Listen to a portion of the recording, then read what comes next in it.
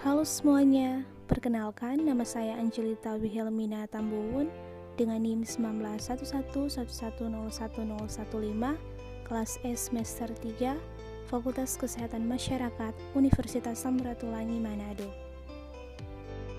Dengan dosen pengampu mata kuliah, Ner Asep Rahman, SKM MKes. Audio Jungle.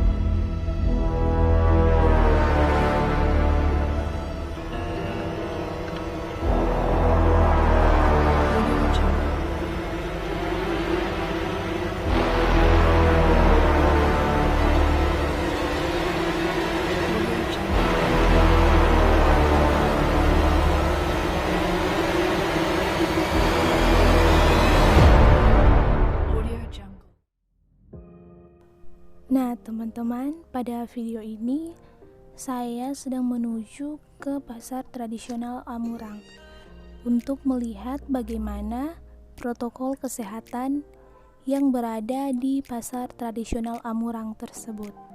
Pandemi COVID-19 juga dikenal sebagai pandemi coronavirus, adalah pandemi penyakit coronavirus 2019 atau COVID-19 yang sedang berlangsung yang disebabkan oleh sindrom pernapasan akut parah coronavirus 2 atau SARS-CoV-2. Ini pertama kali diidentifikasi pada Desember 2019 di Wuhan, China. Organisasi Kesehatan Dunia menyatakan wabah tersebut sebagai kesehatan masyarakat darurat, masalah internasional pada Januari 2020 dan pandemi pada Maret 2020. Pada tanggal 14 Desember 2020, lebih dari 72,1 juta kasus telah dikonfirmasi dengan lebih dari 1,61 juta kematian dikaitkan dengan COVID-19. Nah, saya sudah sampai di pasar tradisional Amurang.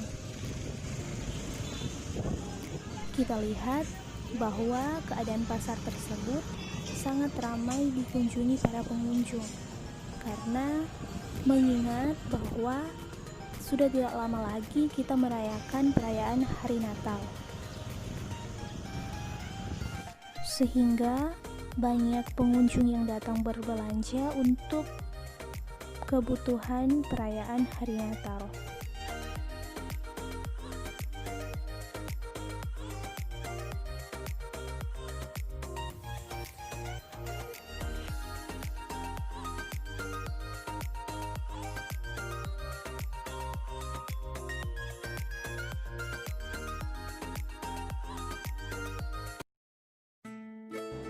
Teman-teman, sesuai dengan materi yang diberikan, yaitu materi aplikasi promosi kesehatan. Di dalamnya ada beberapa tahapan untuk memulai aplikasi. Yuk kita lihat bersama. Nah, yang pertama, tentukan sasaran. Perlu diketahui dalam pelaksanaan promosi kesehatan dikenal adanya 3 jenis sasaran, yaitu yang pertama sasaran primer, yang kedua sasaran sekunder, dan yang ketiga sasaran tersier. Dalam video ini lebih ditekankan pada sasaran primer atau utama, yang berarti upaya promosi kesehatan sesungguhnya adalah pasien, individu sehat dan keluarga atau rumah tangga sebagai komponen dari masyarakat. Nah, dalam tugas ini yang menjadi sasarannya adalah tempat umum seperti pasar tradisional Amurang, karena pasar menjadi salah satu lokasi rawan penularan COVID-19. Yang kedua, gali informasi. Nah, untuk gali informasi sendiri ada sosial, epidemiologi, perilaku, pendidikan, dan kebijakan. Yang pertama ada sosial. Nah, kita lihat bahwa kehidupan sosial yang ada di pasar yaitu banyak terjadi interaksi antara pedagang dan pengunjung, sehingga tidak menutup kemungkinan dapat terjadi penularan virus corona. Yang kedua ada epidemiologi. Nah, kita tahu bersama bahwa segitiga epidemiologi ada host, ada agent, dan ada environment. Nah, di mana host sebagai pejamu atau tuan rumah, yaitu masyarakat yang ada di pasar itu sendiri. Kemudian ada agent. Agent yaitu virus COVID-19. Dan yang terakhir ada environment atau lingkungan. Nah, kita tahu bersama bahwa lingkungan sangat berpengaruh terhadap penularan COVID-19. Keadaan lingkungan yang ada di pasar perlu dijaga, terutama kebersihannya, demi mencegah penularan COVID-19. Yang ketiga ada perilaku. Nah, kita tahu bersama pada masa pandemi saat ini, perilaku masyarakat sangat berpengaruh terhadap pencegahan dan penanganan wabah COVID-19. Perilaku tersebut berkaitan dengan menjaga jarak fisik, menggunakan masker, mencuci tangan dengan sabun, menggunakan hand sanitizer, dan menjaga daya tahan tubuh. Yang keempat ada pendidikan. Nah, memberikan edukasi kepada para pedagang serta pengunjung pasar untuk menerapkan perlindungan kesehatan sesuai protokol di masa pandemi COVID-19. Yang kelima ada kebijakan. Kebijakan pemerintah Republik Indonesia terkait wabah COVID-19, salah satunya pembatasan sosial berskala besar atau disingkat PSBB.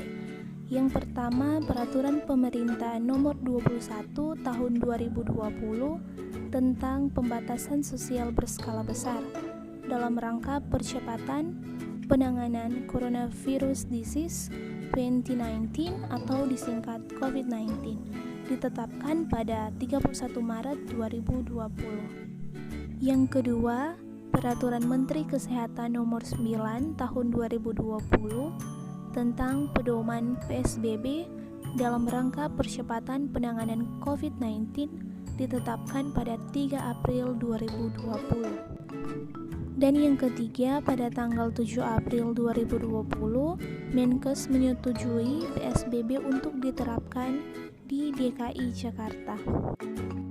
Beberapa tahapan untuk memulai aplikasi. Yang ketiga yaitu rumusan masalah yang dihadapi. Nah, untuk penggunaan masker, masih banyak masyarakat yang memakai masker scuba. Karena perlu diketahui, penggunaan masker scuba kurang efektif dalam pencegahan penularan COVID-19.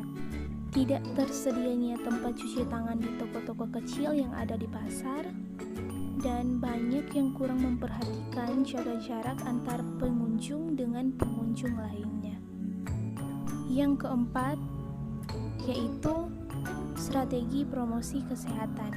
Dan untuk strategi promosi kesehatan itu sendiri ada 4, yaitu advokasi, bina suasana, pemberdayaan, dan kemitraan. Nah, dalam video kali ini saya lebih menekankan kepada strategi promosi kesehatan, salah satunya yaitu pemberdayaan. Dalam upaya promosi kesehatan, pemberdayaan masyarakat merupakan bagian yang sangat penting dan bahkan dapat dikatakan sebagai ujung tombak.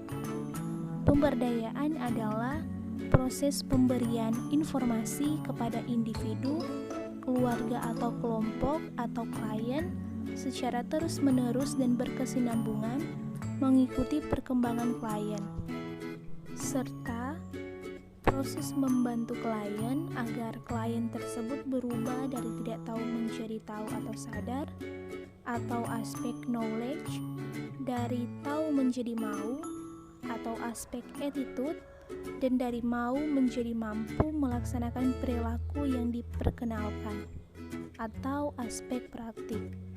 Nah, oleh sebab itu, sesuai dengan sasaran atau kliennya, dapat dibedakan adanya pemberdayaan individu, pemberdayaan keluarga, dan pemberdayaan kelompok atau masyarakat.